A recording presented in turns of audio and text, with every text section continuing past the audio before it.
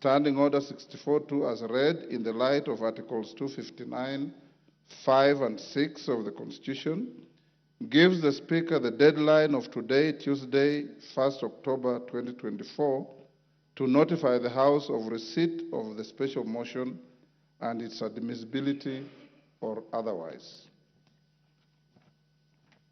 Honorable members, having notified the House of the special motion, I'll now highlight the preliminary procedural and legal requirements relating to the processing a special motion for removal from office by impeachment of the Deputy President. Members at the bar, take the nearest seats.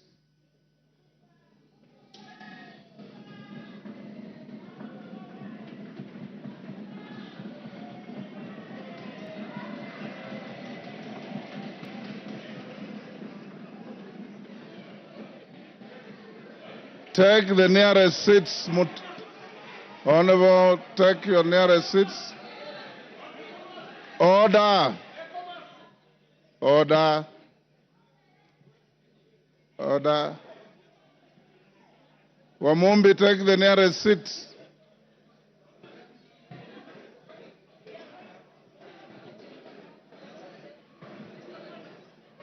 Order, honorable members. Order. Order. Honorable members, Article 152 of the Constitution, order.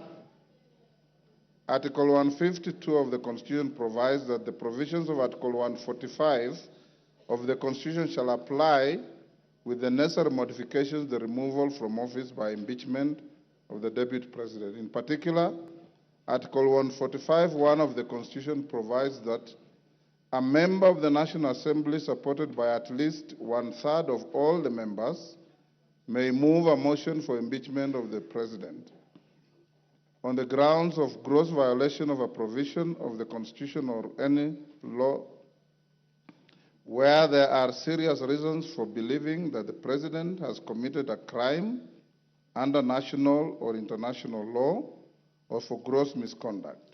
Procedurally, Standing Order 64-1 provides that before giving notice of a motion under Article 150 of the Constitution, a member shall deliver to the clerk a copy of the proposed motion in writing, stating the grounds and particulars in terms of Article 145(1) of the Constitution upon which the proposed motion is made, signed by the member and signed in support by at least 1/3 of all the members of the House.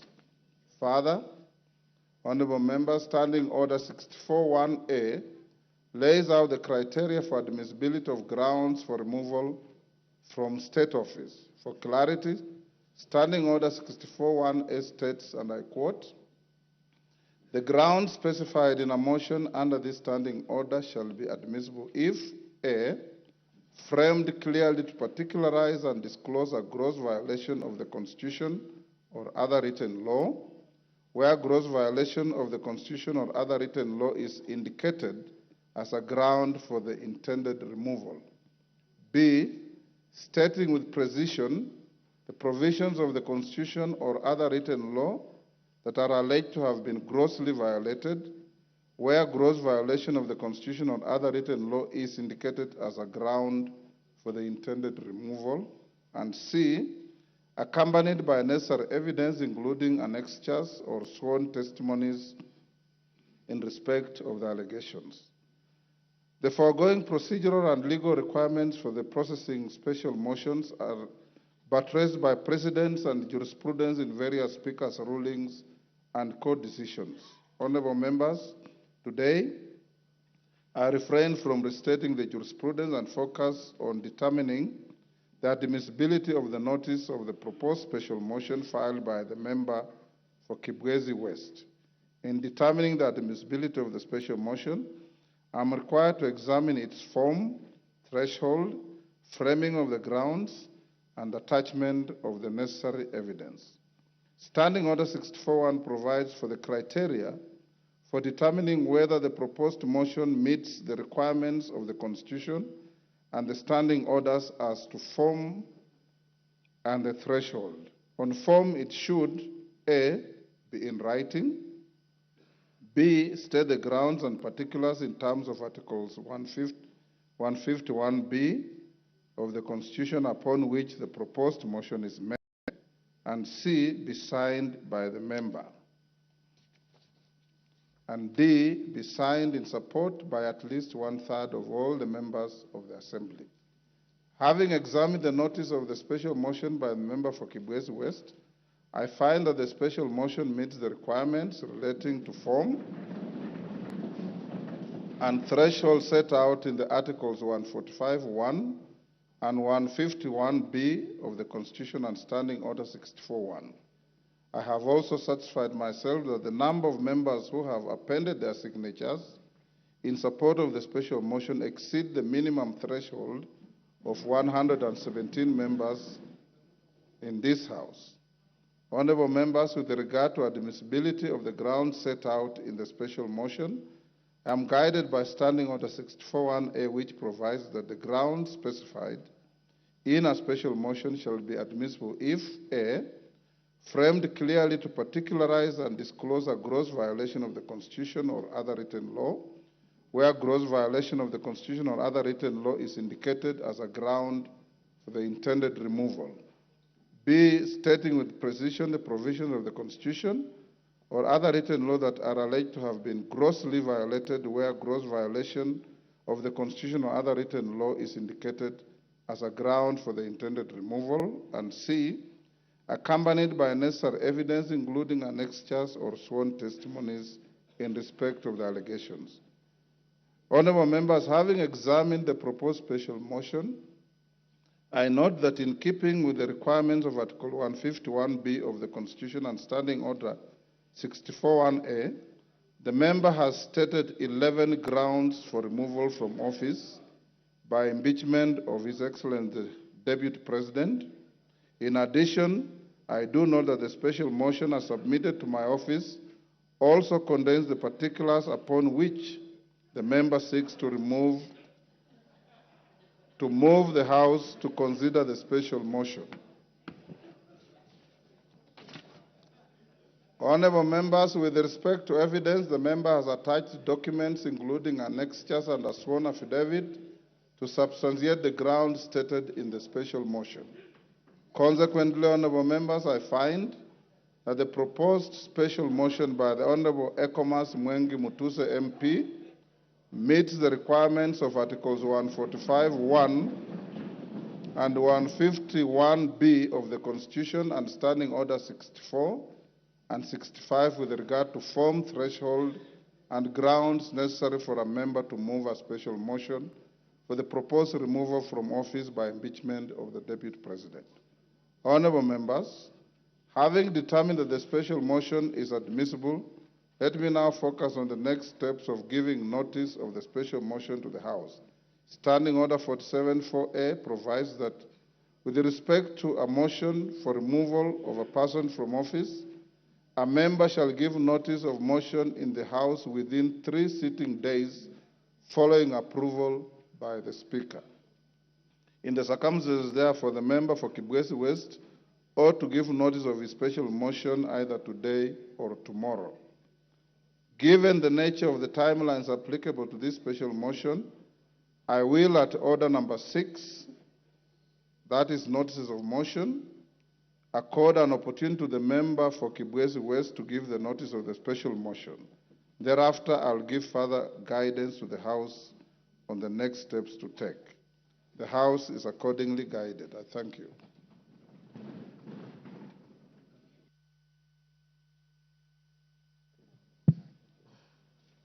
Honorable Gladys Boss, are you ready? We'll go back to order number 5 for the Deputy Speaker.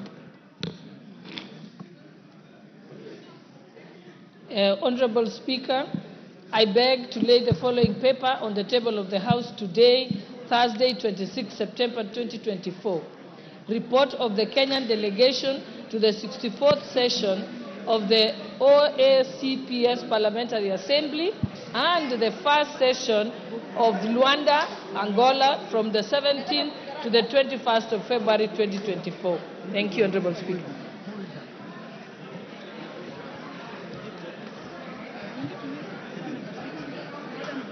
Honorable Speaker. Order. Order, honorable members. Order. Member for Budalangi. Order. Take your seats. Order. Member for Navajo, take your seats.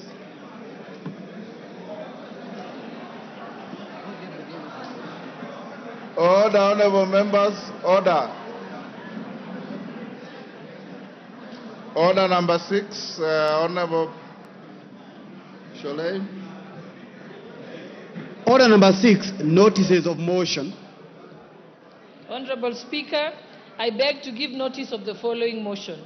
That this House notes the report of the Kenyan delegation to the 64th session of the OACPS Parliamentary Assembly and the first session of the OACPS EU Joint Parliamentary Assembly held in Luanda, Angola from the 17th to the 21st of February 2024, laid on the table of this House on Thursday, 26 September 2024. Thank you, Honorable Speaker.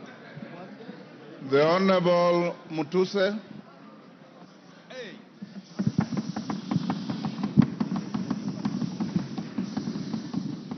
Honorable Mutuse, I'll allow you to speak from the dispatch box, and he will be heard in silence.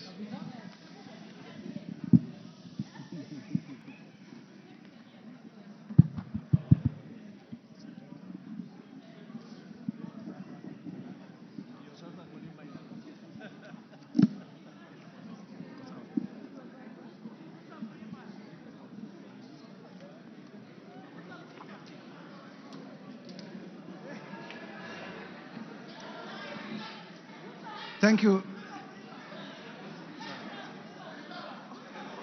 Thank you, Mr. Speaker, for the opportunity to move this motion from this table. Mr. Speaker, this is an historical moment, and therefore, with your permission and honorable members, Mr. Speaker, allow me to proceed to give notice of the following motion. Mr. Speaker, sir, honorable members, I beg to give notice of the following special motion as follows. Mr. Speaker, pursuant to the provisions of Article 150, Sub-Article 1B and Sub-Article 2 of the same, read together with Article 145 of the Constitution of Kenya that we passed in 2010, and as read together with our standing orders number 64 and 65 of the standing orders of the National Assembly, the Assembly of the Republic of Kenya. This Honorable House resolves to remove from office, by way of impeachment, His Excellency Rigathi Gachagua, EGH, the current Deputy President of the Republic of Kenya.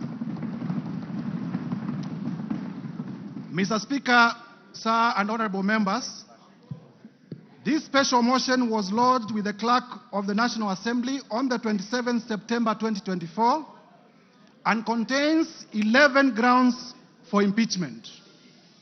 Mr. Speaker, in compliance with the law, as stated earlier, the grounds are concise, precise, are particularized in the motion, and this is a motion, and are supported by cogent, convincing, persuasive, evidentiary material in the nature of documents, affidavits, and electronic evidence. Mr. Speaker, I will also be presenting live witnesses, viva voce evidence, who will testify to corroborate the evidence that we have adduced in support of the grounds of impeachment. Mr. Speaker, honorable members, in the interest of the time allocated, I am not able to go clause by clause, sentence by sentence, paragraph by paragraph, because as you notice, the grounds themselves constitute about 42 pages, and with the rest of the material, we have about nearly 100 pages. And therefore, Mr. Speaker, with your guidance, allow me to summarize the 11 grounds as follows. Generally, Mr. Speaker, as members will realize, The particulars of these grounds are that His Excellency Rigathi Gachagua has engaged himself in acts of omission and commission that constitute offenses under our Constitution, offenses under international law, and offenses under our own statutes. On ground one, Mr. Speaker, we will be demonstrating before this House that His Excellency Rigathi Gachagua has grossly violated Articles 10(2)(1)(a), 10(2)(b) and (c), Articles 27(4), Article 73(1)(a) and 2(b), Article 75(1)(c), and Article 129, Subarticle 2 of the Constitution of Kenya, as well as Articles 147(1), as read with Article 131(2)(c) and (d) of the Constitution of Kenya. And when the time comes, Mr. Speaker, I will be laying detail, article by article, to show the violations. On ground number 2, Mr. Speaker and honorable members, at the opportune time, I will demonstrate to Kenyans that His Excellency Rigathi Gachagua has violated Article 147(1) of the Constitution and Article 152(1) of the Constitution of Kenya, the most progressive constitution in Africa. Mr. Speaker, on ground 3, I will be demonstrating before this House to Kenyans and to the international community that His Excellency Rigathi Gachagua has violated Article 6(2) of the Constitution, Article 10(2)(a) of the Constitution, Article 174 of the Constitution, Article 186(1) of the Constitution, Article 189(1) of the Constitution, as well as the 4th Schedule of the Constitution of Kenya. Mr. Speaker, this is the Constitution of the Republic of Kenya. It is not a mere document. It speaks to the soul of this nation. Under ground 4, Mr. Speaker, I will demonstrate that His Excellency Rigathi Gachagua has violated Article 161 of the Constitution of Kenya.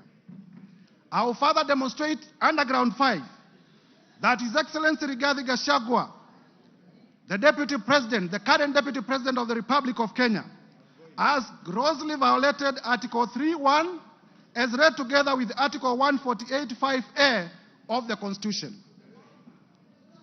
Under ground 6, Mr. Speaker and honorable members, I will demonstrate that the Honorable Rigathi Gachagua has committed crimes under Section 13(1)(a) and 62 of the National Cohesion and Integration Act, the act that speaks to our nationhood, the act that speaks to our multi-ethnicity, the act that speaks to our society remaining together as a cohesive society. And I will demonstrate with videos, I will demonstrate with affidavits, I will demonstrate with documents that the man holding the office of the Deputy President has violated the same law that he swore to protect in his own oath of office. Under ground 7, Mr. Speaker, I will demonstrate before this House that His Excellency Rigathi Gachagua has committed crimes under Sections 45(1), Section 46, Section 47(a)(3), Section 48(1) of the Anti-Corruption and Economic Crimes Act. Anti-Corruption, Mr. Speaker, honorable members, Anti-Corruption and Economic Crimes Act, by using his office to unjustly enrich himself, by using his office to acquire within 2 months properties well beyond 5.2 billion. And Mr. Speaker, I will demonstrate before this House that during the presidential debate, if I may be listened to, Mr. Speaker, that during the presidential debate, His Excellency Rigathi Gachagua did declare that he was worth 800 million. We are aware that he's paid slightly over 1 billion, meaning that for the last 2 years, the much he could have accumulated justly is about 24 million. But I will demonstrate before Kenyans that he has properties to himself, the ones that I was able to get in my time of research, worth 5.2 billion Kenya shillings. This is what we call unexplained assets. and we must slay the dragon of corruption from the highest office. Mr. Speaker, under the same ground, I will also be demonstrating, this is ground number 7, that His Excellency Rigathi Gachagua has violated sections 2, 3, 4, and 7 of the Proceeds of Crime and Money Laundering Act. Mr. Speaker, you are aware that the Proceeds of Crime and Money Laundering Act is one of those laws pursuant to Section 2 of the Constitution of Kenya that we domesticated because of our international obligations about money laundering. And therefore, by proving the same, I will also be demonstrating before Kenyans that His Excellency Rigathi Gachagua has committed international crimes. Under ground 8, Mr. Speaker, I will demonstrate that the Deputy President of the Republic of Kenya has committed crimes under Section 132 of the Penal Code and Section 29 of the Leadership and Integrity Act. And honorable members will realize that the Leadership and Integrity Act is the law that was enacted by this Parliament, none other than this Parliament, to give effect to Chapter 6 on leadership and integrity of the Constitution. Under ground 9, I will be able to show, and Mr. Speaker, when we get to this ground, the ground of gross misconduct, I will be able to speak to the House in a very clear manner as to what constitutes gross misconduct as interpreted by our own courts. And I will be able to show that the person of the Deputy President is a bully. The person of the Deputy President has been threatening public officials. The person of the Deputy President has carried himself in a manner that brings disrespect to the office that he holds, and therefore has grossly misconducted himself. Under ground 10, Mr. Speaker, I will also specifically demonstrate that the person of the Deputy President has committed the offense of gross misconduct in the manner of insubordination, insubordinating the presidency and the Kenyan state. The Kenyan state is our soul, and if you insubordinate the state, you are not worth being a state officer.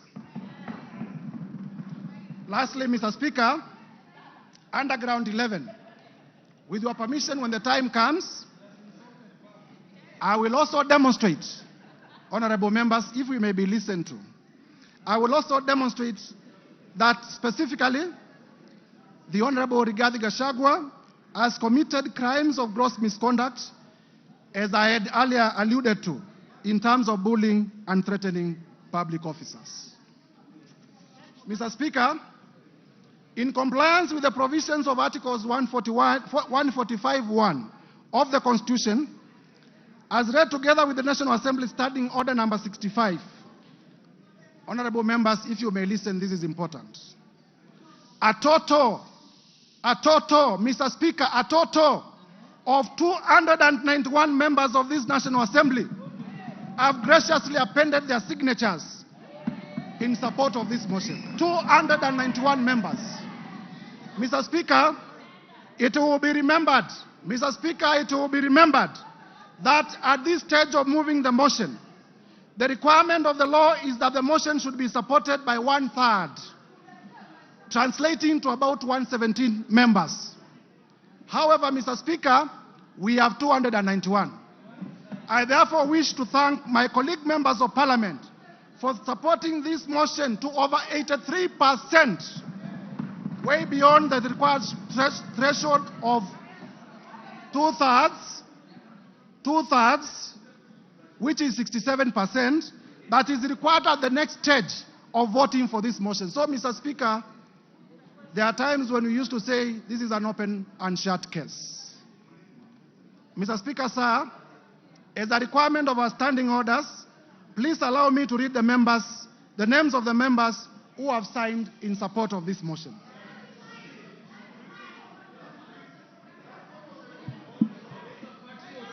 Order. Mr. Speaker, go ahead. Mr. Speaker, for purposes of completeness of the record, the standing orders require that the mover of the motion does read all the names of the members who are in support of the motion for openness. And I therefore read the name of the patriots, borrowing from Senior Peter Kaluma. Mr. Speaker, I began with myself. the Honorable Ekomas Mwengi Mutuse, yours truly. The Honorable Owen Baya. The Honorable Japheth Nyakundi. Matthias Robi. Kimani Ishungwa. Member for Kikuyu and Majority Leader. Abdul Rahim Daoud. Patrick Munene Dwiga. Eric Wamombi, the member for Madera. George Kariuki. Kili Daniel Karido. Dorothy Mudhoni Ikiara. Mwangi Kiunjuri. Boro Ambore. Elizabeth Kairemia. Edwin Mugo Gishoke. Rindikiri Mugambi. Jane Kagiri. Ann Murada. John Paul Murigi. Gikaria David. John Kirago. Mary Mainge. Alice Nganga. Wambugo Wainaina. Mashua Waidaka. Kuria Kimani. George Kitonga Murugara. Simon Nganga Kingara. John Kiaria Wainaina. Shadrach Mwiti. Honorable Joseph Wainaina, nominated. Betty Maina. Geoffrey Kiringa Waroko. Roko. Gigi Kagombe. Julius Taitumu. Duncan Maina Madenge. Kwenya Dhoko. John Juguna Wanjiko. John Kanyuithia Mutunga. Honorable Junet Mohamed, the leader of minority. Honorable Mohamed Abdikadir. Honorable Yakub Ado. Honorable Richard Ken Chonga. Honorable Ali Wario. Honorable Ruwaida Obo. Honorable Hamisi Chome Abdi. Abdikadir Mohamed. Zamzam Mohamed. Rashid Benzimba. Said Buya. Peter Shake. Peter Masara. Mishi Juma Mboko. Joyce Osogo Bensuda. Fatuma Masito. Mohamed Machele. Aduma Owor. Jerusha Momanyi. Honorable Dr. Professor Gogo Lilian. Millie Odhiambo, the one and only. Honorable Irene Mayaka, my sister. Honorable Dick Maungu. Honorable Joshua Oron. Honorable Walter Owino. Honorable Patrick Osero. Honorable Molfason Barongo. Mark Ogola Nyamita. Tom Ondege. Gisairo Ombane. Oku Kaunya. Rosa Mbuyu. Charles Were. Fatuma Mohamed. Paul Abuor. Badu Twalib. Dr. Charles Ochieng. Caleb Amisi Luyai. Elisha Odhiambo. Farah Maalim. Elijah Memusi Kanchori. Kakuta Maimai Hamisi. Aden Daud Mohamed. Honorable Honorable Wanjala. Honorable Peter Orero. Honorable Martin Peters Owino. Honorable George Peter Kaluma. Honorable TJ Kajuang. Chiforomondo Mwangale. Honorable Donya Doris. Stephen Mogaka. Felix Odiwor. Geoffrey Odanga.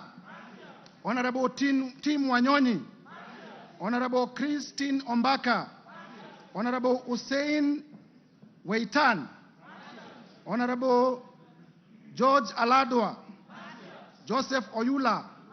John Bwire. Omar Mwinyi. Catherine Omanyo. Danson Mwashako of Wiper Party. Innocent Mugabe. Charles Nguna, Mwingi West of Wiper Party. Honorable Elsie Muhanda. Honorable J.L. Sunguli of Kilgoris. Honorable Udgun Siad. Honorable Dr. John Ariko. Honorable Tindi Mwale. Otiende Amolo Senior Counsel.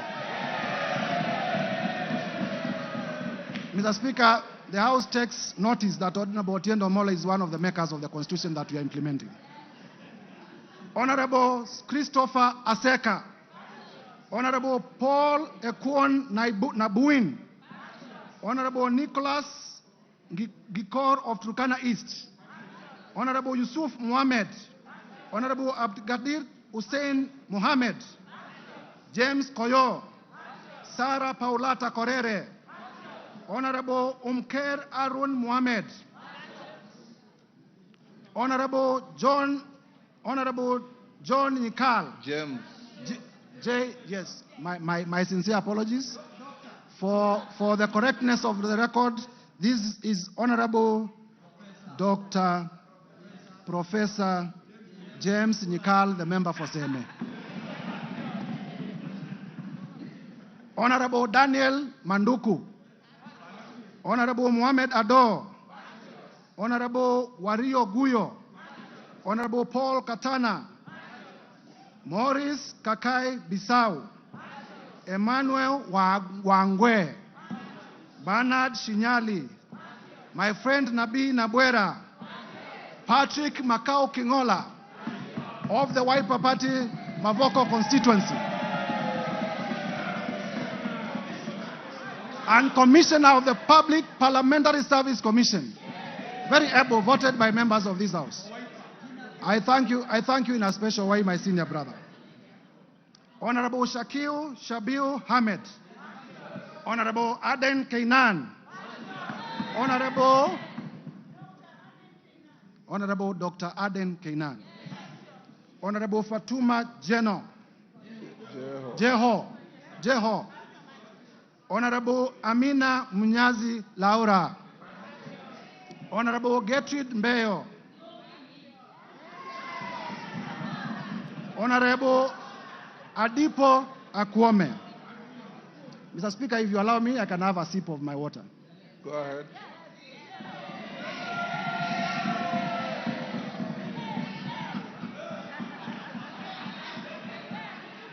Number 134. Number 134, Abdi Omar Shurie, the chairman of the Committee of of this House on Public Debt. Honorable Tom Oluoch, the member for Dagoretti Beatrice Elachi. Honorable Samuel Arama. Honorable Guyo Jaldesa, Professor.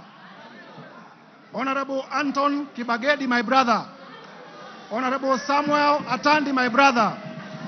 Honorable Ruth Busia. Honorable Ruth Odinga Busia, the women rep for Kisumu County. Honorable Eve Obara. Honorable Johnson Manya Naika of Mumias East. Kipyegon Joanna. Omboko Milemba. Marwa Maisori. Moses Kirima. Lydia Aiga Mizigi. Adan Aji Yusuf. Mumina Bonaya. Charles Gimose. Mohamed Tubi. Zahir Janda. Clemens Lawyer. Zuleka Hulbal Arun. Lekumontare Jackson, member for Samburu East. Anton Kenga Mpe, ukimwona Mpe. Bashir Abdullahi. Didmas Barasa. Malulu Injendi. Geoffrey Mulanya. Frederick Ikana. Mr. Speaker, for completeness of the record, there are names that I have cancelled and I have signed against the cancellation. Honorable Titus Amala, Joseph Dena, Honorable Kivai Kagesi, Honorable Vincent Musyoka, aka Kawaya, member for Mwala. Honorable Fabian Muli. Honorable Caleb Mule. Honorable Joshua Mwalio. Honorable Dr. Recho Nyamai Kaki. Honorable Nimrod Mbai, aka KPLC. Honorable Dido Raso. Honorable Lekuton of Laisamis. Honorable Chief Whip Silvanos Osoro. Honorable Abdisarat K. Ali. Honorable Abdul Haro. Honorable Mary Emase. Irene Joki. Nebat Muriuki. George Gachagua. Stephen Karani. Githua wa Mashukuru. Rahabu Mukami Washira. Joroge Wainaina. Elijah Njoroge Kururia. Epuyu Nanok Daniel. Mudhoni Marubu Monica. Kenneth Tungulu. Mudhama Stanley. Joseph Emanthe Namur. Faith Gitau. Cecilia Asieni Ngitit. Pamela Njoki Njero. Rahab. Robert Basil, the member for Yatta and Wiper Party. Protas Akuja. Kasim Sawa Tandaza. Pauline Lengimis. Honorable Dr. Robert Pukose. Honorable George Sunguia. Honorable Joash Nyamoko. Kitlai Olentutu. Lea Sankaire. Lemankon Aramat. Agnes Pareño. Gabriel Tongoyo. Rebecca Tongei. Catherine Wambilinya. John Makali of Kandui. John Chikati. Susan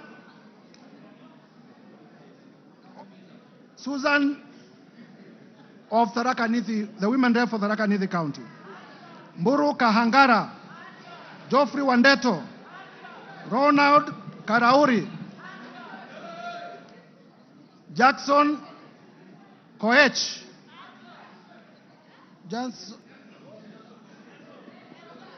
Jackson Kosgei of Baringo. Adams Kipsanai. Kagogo Bowen. Jematia Sergon. William Kamket. Catherine Ngalechei. Ruben Kiborek. Kimaiyo Gideon. Musa Sirma. Joseph Kipkarus. Joshua Kandie. Charles Kamuren. John Waluke. Richard Yegon. Richard Kilel. Brighton Yegon. Francis Sigei. Kipngetich Koech. Lynette Chepkoril Toto. Justice Kemei. Nelson Koech. Beatrice Kemei. Joseph Cherorot. Kibet Komugoi. Hilary Kosigei. Benjamin Langat. Mutai Alfred Kiprono. Liza Chelule. Joseph Tonui. Paul Chebor. Fred Kapondi. Lilian Sioi. Naomi Jilo Wako. Faisal Abdi Bader. Alpha Miruka of Bamachoke Charge. Deko Baro. Innocent Obiri. Ogola Gideon. Honorable Sabina Chege, the party leader of the Jubilee Party. Peter Lochakamping of Sigor. Samuel Chemulel. Rael Kasiwai. David Kosing. Titus Lote. Joseph Samal Womwa. Honorable, the handwriting is sometimes difficult, right? The member for Samburu North. Eli. The Honorable Letipila Eli. Lelitila Lady of Samburu North. The Honorable Kareke Mbuki. The Honorable Martin Pepela. Wanami Wamboka, David Ochieng, Ferdinand Kevin Wanyonyi, Gladys Boss Chepkosgei Sholei, the women rep for Sinigishu and my former teacher, Paul Kipchil Biego, Marianne Kitani, Samuel Kiprono Chepkonga, Janet Sitienei, Muge Chepkosgei Cynthia, Joses Kosgei Lelmengit, David Kiplagat, Julius Kipibiwot, Julius K. Ruto, Bernard Kitur, Phyllis Barto, Professor, Oscar K. Sudi, Engineer Oscar Sudi, Dan Wanyama, Honorable Dr. Adagala Beatrice, Amina Dika, Abdi Ali Abdi, Hussein Abdi Bare, Gonzi Rai, Ibrahim Abdi Sanei, Honorable Ker Kasim, Honorable Salah Farah, Karoli Omondi, Robert Gishimu, Michael Mushira, Jared Okello. Jared Okello is my last name, making a total of 291 members. Mr. Speaker. Yes, wind up. Honorable members, as we wind up, as I alluded earlier, I presented to the Clerk of the National Assembly, and this afternoon, I'm laying on the table of the House the following documents. Number one, the special motion dated 26th of September 2024 and received by the clerk on the 27th of September 2024, and I have it in my hands and I'll be laying it shortly. Number two, with this special motion, Mr. Speaker, I am also laying before the table of the House the list of 291 members of the National Assembly who signed in support of the motion. Mr. Speaker, number three, I will also be laying the bundle of evidence in support of the grounds in the motion. And number four, I will be laying the list of witnesses, all contained in this bundle. Mr. Speaker, Kenyans will be shocked. Indeed, Kenyans will be very shocked when we finally unravel and demonstrate the grounds and the supporting evidence. I therefore, through you, Mr. Speaker, humbly request the House Business Committee to allocate me ample time at the time of moving the motion so that Kenyans can appreciate in detail the injustices that have been committed against them by the person of the Deputy President. I thank you, Mr. Speaker, and I beg to give notice of the special motion and to lay the said documents on the table of the House. And if you allow, Mr. Speaker, as I conclude, please allow me to highlight the following. Order. Mr. Speaker, I am a Christian, and I often read the Bible. And the Holy Bible, in the book of Proverbs 29 verse 16, says as follows: when the wicked are in authority, sin flourishes. But the godly, and mark the godly in small g, will live to see their downfall. That is the Holy Book as contained in the book of Proverbs 29:16. Further, Mr. Speaker, in the book of Mark, chapter 9, verses 42 to 47, it says as follows, and I quote: If anyone causes one of these little things, honorable members, Kenyans, please listen carefully. If anyone causes any one of these little things, those who believe in me, to stumble, it would be better for them if a large millstone were hung around their neck and they were thrown into the sea. 43, if your hand causes you to stumble, cut it off. It is better for you to end a life maimed than with two hands to go into hell, where the fire never goes out.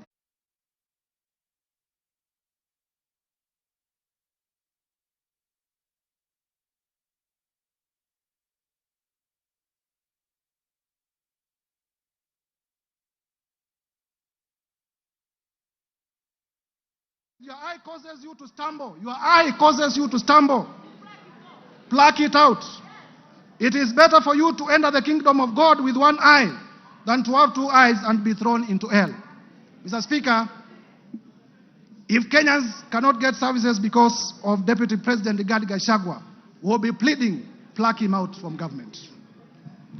Mr. Speaker, honorable members, it is my belief that these two quoted verses are also true to the Quran and to other holy books.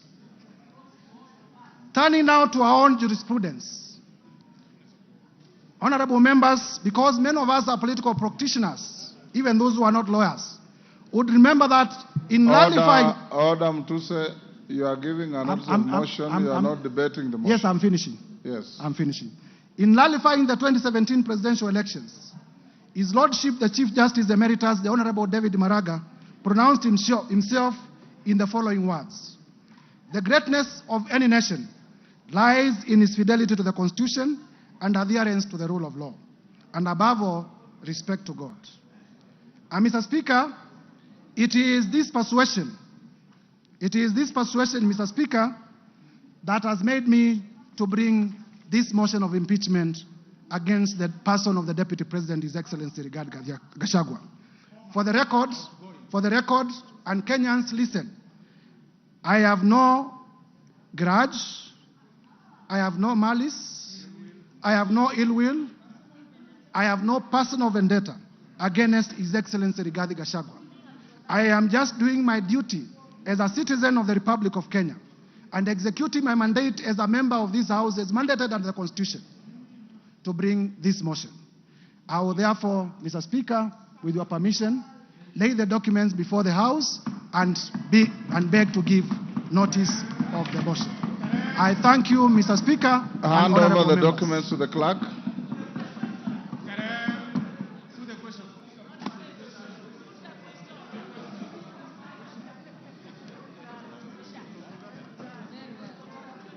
Yes, Ruku, what is it? Order, members. Ruku, what is it? Honorable Speaker. In relation to the motion? Yes. What is it? Honorable Speaker, I rise to seek your clarification on the special motion for the removal of the Deputy President. Honorable Speaker, as you are aware, 4 seats in the House are vacant following the resignation of the Honorable Obio Wadai and Honorable John Badi upon being appointed as Cabinet Secretaries.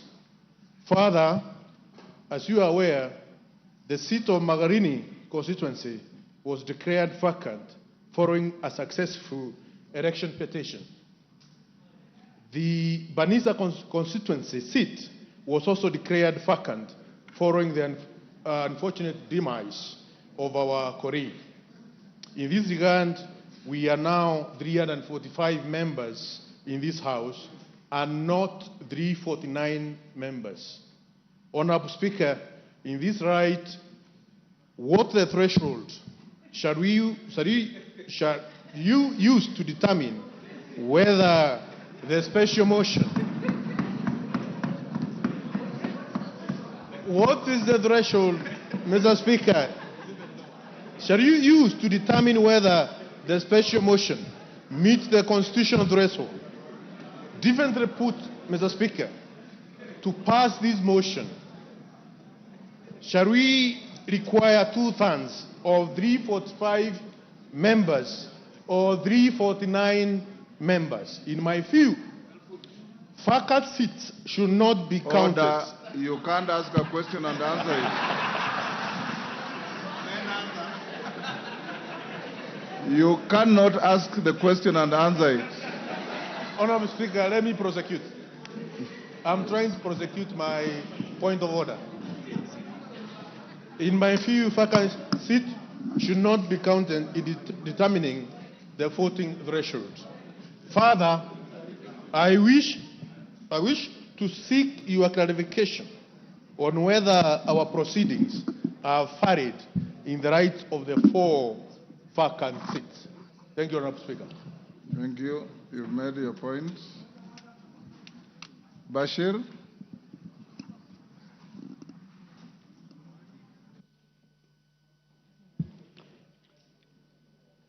Honorable Speaker, Article 145 and 150 of the Constitution provides for removal of the Deputy President.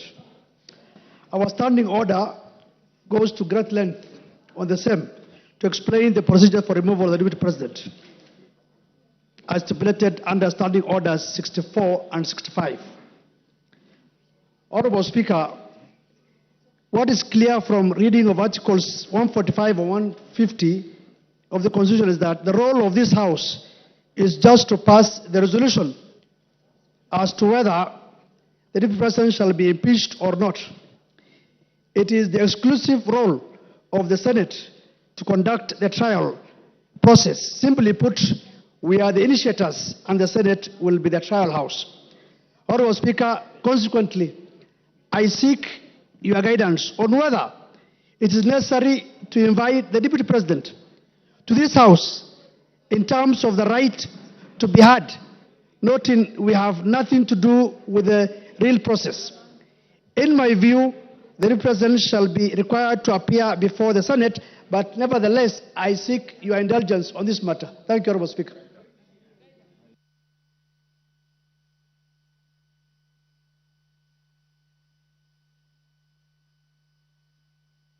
Honorable members,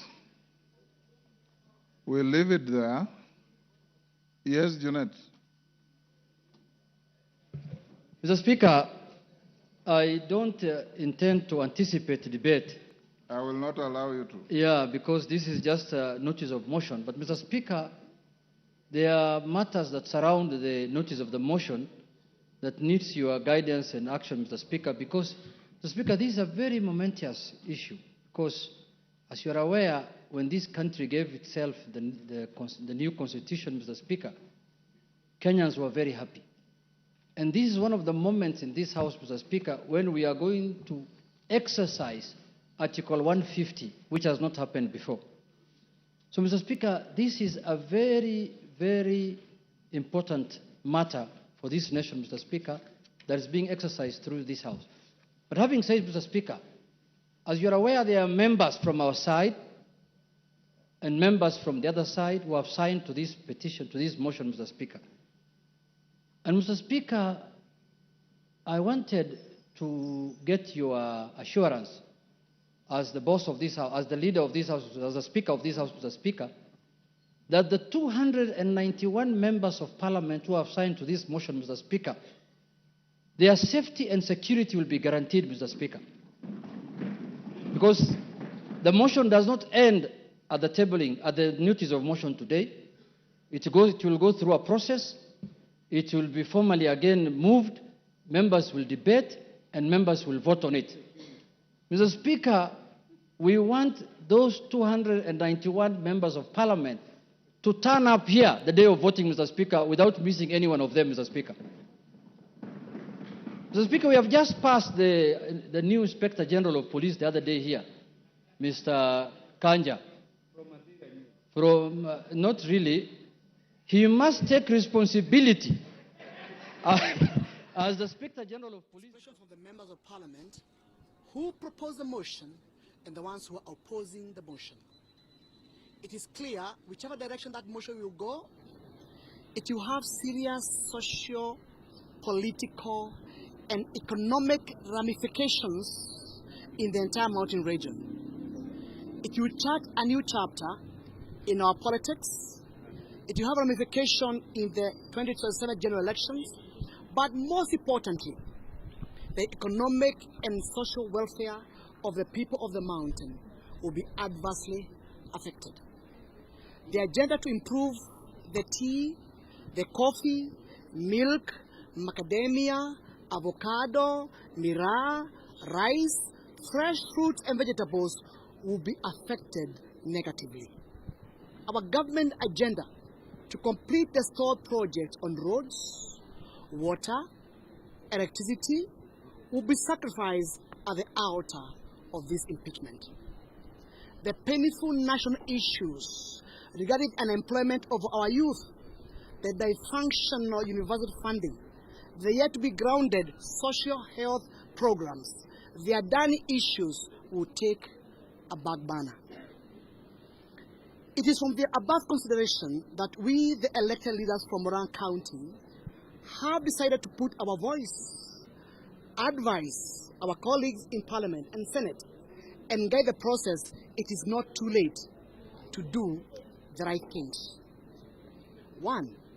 The raging issues of impeachment debate is a dispute between elected members of UDA party and the deputy party leader, His Excellency Rigathi Gachagua. All having been elected at the UDA ticket are subservient to the UDA constitution. Number 2, Article 39 of the UDA constitution has set an elaborate dispute resolution mechanism. That article was put by the drafter of the UDA constitution with a foresight that matters of the party members and dispute within the party members need not be conversed in public before internal dispute mechanism has been exhausted. It is on that basis that we are the proponents of the impeachment motion to first exhaust the party dispute resolution mechanism before bringing this motion to the House, which they have. The Bill of Rights, Chapter 4 of our Constitution, 2010, stipulates that as a rule of natural justice, no one shall be condemned unheard. Everybody has a right to face his accusers and be accorded an opportunity to ventilate the accusations leveled against them and put a spirited defense. That fundamental human right to every Kenyan citizen and guaranteed by our Constitution. The impeachment motion in Parliament under Article 150 does not provide the respondent, His Excellency Rigathi Gachagua, an opportunity to respond to the allegation set out against him under the motion. The matter will be debated in his absence and decision made without being afforded an opportunity to respond. That is a slap on the face of the said constitutional provision. He will be condemned and heard. It's on that basis that we are seeking and beseeching our fellow members of Parliament to give the dispute resolution mechanism under Article 39 of the UDA party a chance. The article was created to cure that lacuna under Article 150 of the Constitution. 3. It's a foregone conclusion that the impeachment motion has already found its way to the House, and the Speaker is satisfied himself that the motion has met the constitutional threshold provided under Article 150. Immediately that motion has now already started being debated under Article 118 of the Constitution, provides that Parliament shall facilitate public participation and involvement in the legislative and other business of Parliament and its committees. From where we sit as members of Parliament, Parliament has not facilitated public participation in this motion. In fact, the reason why we are here today is because our respective constituents, starting from Kangema, Kandara, Gatanga, Kegumo, and Maragua, those respective constituents, there is presented under Article 1.2, we have expressed ourselves clearly that we should vote. They have said clearly that we should vote no to this motion, and they do not support the impeachment of His Excellency Rigathi Gachagua. The 7 constituencies, Moran County, have soundly rejected any attempt to impeach Rigathi Gachagua. Having that in mind then, Parliament has not facilitated the public participation in the 290 constituencies of the Republic of Kenya before presenting the impeachment motion for debate. Therefore, this motion fails to meet the constitutional threshold as provided for by Article 118 of our Constitution. We have learned our lessons from the Finance Bill 2024, which caused deadly Gen Z demonstration across the country because as members of Parliament, we failed to listen to the people who gave us the mandate to represent them at the same and assume it will go away. A mistake is called a mistake if it is repeated. We are therefore calling the Parliament to facilitate public participation by sending all the members of Parliament back to their constituencies, hold barazas, engage in churches, streets, and come back to Parliament and report what their voters want. It is then and only then a meaningful, legally sanctioned motion can be given a green light to be debated in Parliament. It is therefore our clarion call as members of Parliament from Murang'a County to request our colleagues for sobriety in handling this motion, because the interest of the nation is greater than the interest of the individuals. It is not too late to do the right thing, and in the event our advice and counsel is ignored, as members of Murang'a County, we shall vote no to the said motion. Thank you very much.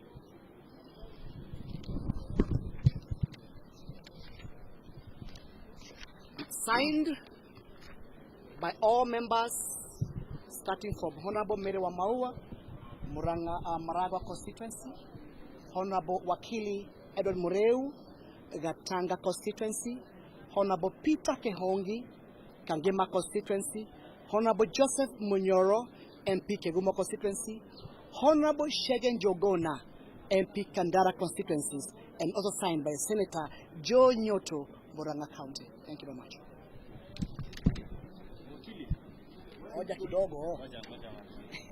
Yeah, thank you so much, the fourth estate. I just only want to add something little by saying that whatever has been led is a concerted effort to bring out our voices. Being the representative of the people from Murang'a County, we thought it is wise that we give out a statement, and as he has concluded, it is not yet late. The motion has just been tabled, and therefore the Speaker can guide that we go to our people so that we get their nod, since the Deputy President has been elected by the people of this republic. And going against their wish shows some selfish interest, and this seems to be a calculated move. I want to bring you to the attention of the time that we had the impeachment of Rinturi CS Agriculture. We saw how it went, and we saw how the government came in and saved the situation. Why it was done that, and we could see the kind of fertilizer that our people were buying, and how many of our people lost money, could tell a lot, and yet the impeachment was saved. But when you look at whatever is happening, plus what we have heard that there is a hand influencing the members of Parliament to sign against the wish of the people, can also tell us a lot. Otherwise, I would say this is not how it was supposed to be handled, because as it has been led, the Article 39 of the UDA Constitution, the Deputy President was supposed to be subjected to the dispute resolution mechanism or committee, so that he speak out, and then from there we go to the people as per Article 118, so that people hears what the Deputy President, the elected, has done, and then they can give a nod. But you can see all this has been centered to the members of Parliament who has been influenced in one way or another. Others were signing other duress, that if they don't sign, not a single time, the projects that are in their constituencies will be done, including the new and the stalled ones. But as Murang'a members of Parliament, we stood out to listen to the ground, and that is why we are here, not worried, because we are elected by the people. And it is the same people who pays taxes, so that the same tax can be subjected back to them to give development and any other services that is required. In the case we suffer what other members of Parliament are fearing, then that one will be pronounced to our people. It is because of them and the study that they gave us that has made that to happen. But I want to say, whatever you do to one person, remember, we say that what comes around always goes aloud. And I know God is on his throne. And you remember this administration was set out through players. And I want to remind Kenyans that our president that we love so much, His Excellency William Samoei Ruto, stood and said not a single time that he would ever agree his deputy to be subjected to whatever maybe he went through. What has happened? What has changed his mind? And the ills that they are purporting Rigathi has done, we do not know. Whatever they are mentioning, the hotels and whatever have you, why are we not being told, right from number one, His Excellency, to the CSs, to the PSs, to the members of parliament, to the county assembly members, what each one of us has bought within the 2 years. So you can see it is totally winter hands. I know many of those who have bought aircraft and other big things, and yet there is nobody who is coming out to pronounce this. If the deputy president is to be hanged through the impeachment motion, just because of calling unity for Mount Kenya, because there are always those who fear when Mount Kenya comes together, or else he's being subjected to the impeachment, just because he called for 1 man, 1 vote, 1 shilling, or else for whatever else he has done.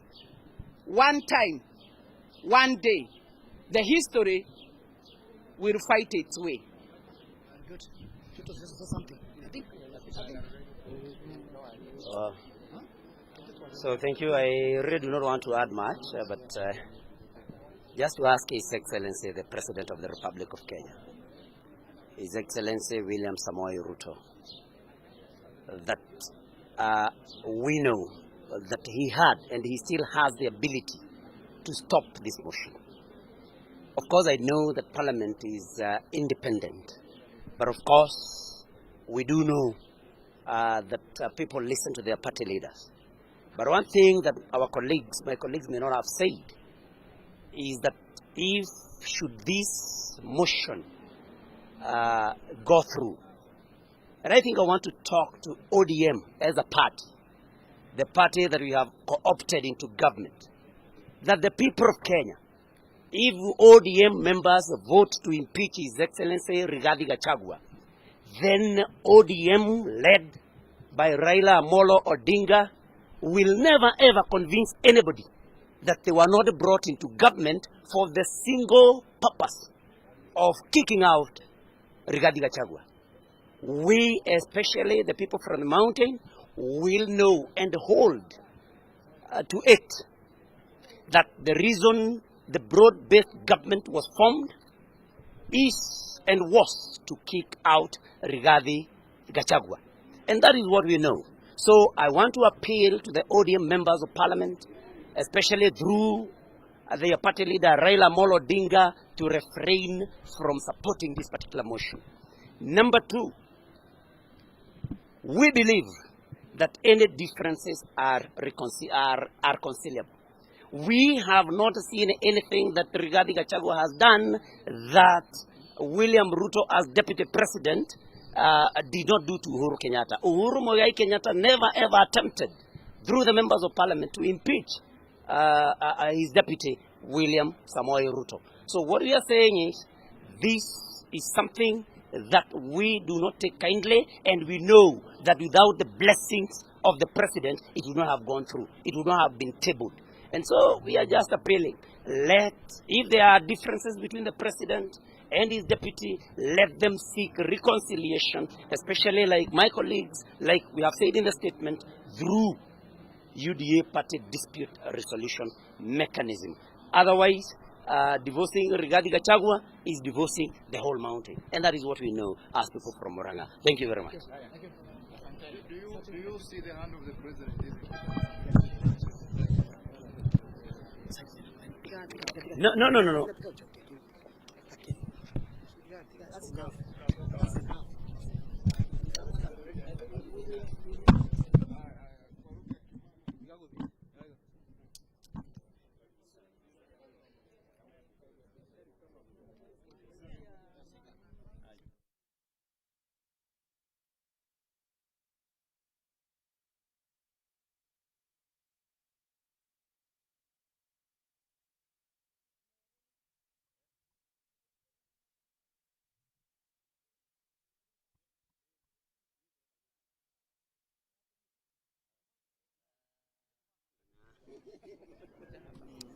Okay, nyambĩrĩria. Ready? Gwĩciria toguo twathomerwo statement ĩno itũ na rũthiomi rwa Gĩthũngũ. Ithuĩ ta ambunge kuma Murang'a na nĩ mũrona twĩ haha ambunge atandatũ. Tũroiga motion ũyũ ũrehetwo bunge, ndwagĩrĩire gũkorwo wĩ bunge na tukauga Deputy President Rigathi wa Gachagua ndanaheo kamweke ga kwĩyaria.